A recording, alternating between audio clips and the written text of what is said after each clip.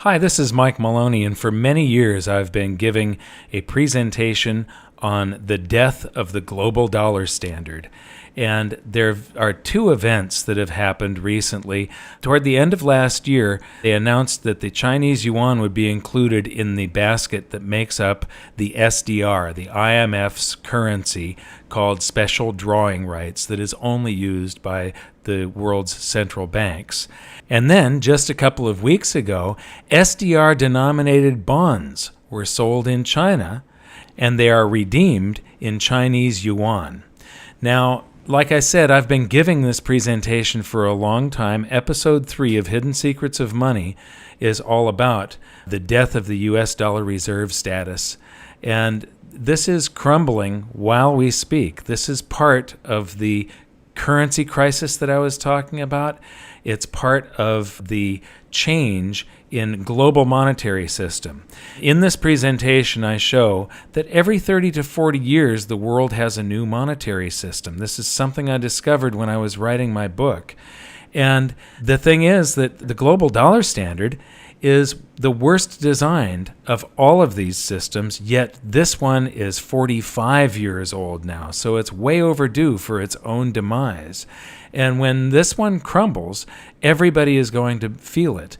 When we changed from the classical gold standard that was in place before World War I to the gold exchange standard between the wars, the public didn't feel it. When we changed from the gold exchange standard to the Bretton Woods system, the public didn't feel it. When we changed from the Bretton Woods system to the global U.S. dollar standard, the public didn't feel it. It was only large international businesses, the central banks, and large international banks that felt the convulsions from the switch in monetary systems. With the end of the U.S. global dollar standard, everybody is going to feel it. It's going to be a global economic convulsion that will affect everybody.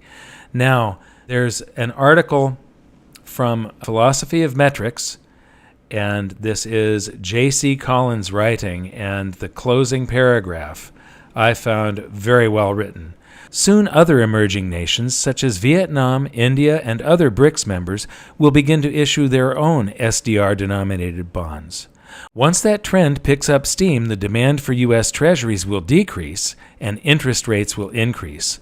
Without a doubt, this will be the biggest monetary transformation since the end of World War II. So that's quite a statement. But what are the economics behind that? Well, this is the total federal debt, the total public debt, the amount of indebtedness that the United States government has indebted the public, you and me.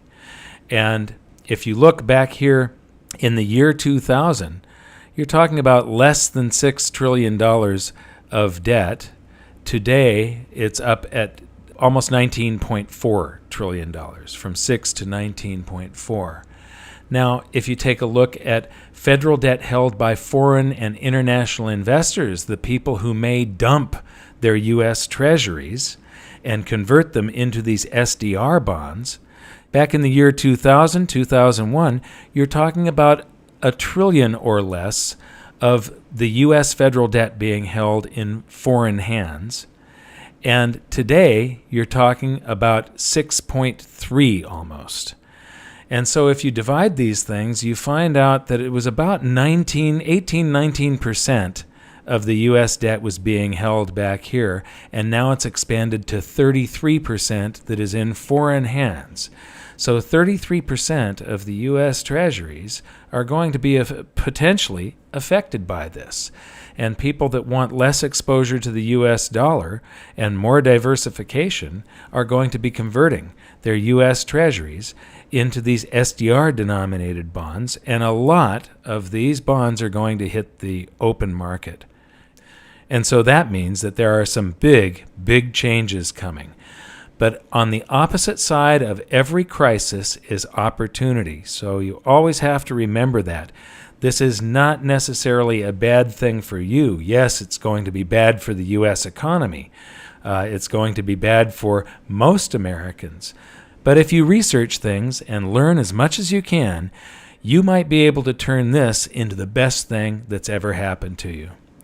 So if you got anything from this video, please like it, share it, and subscribe to our channel. and we'll see you next time. Thank you very much.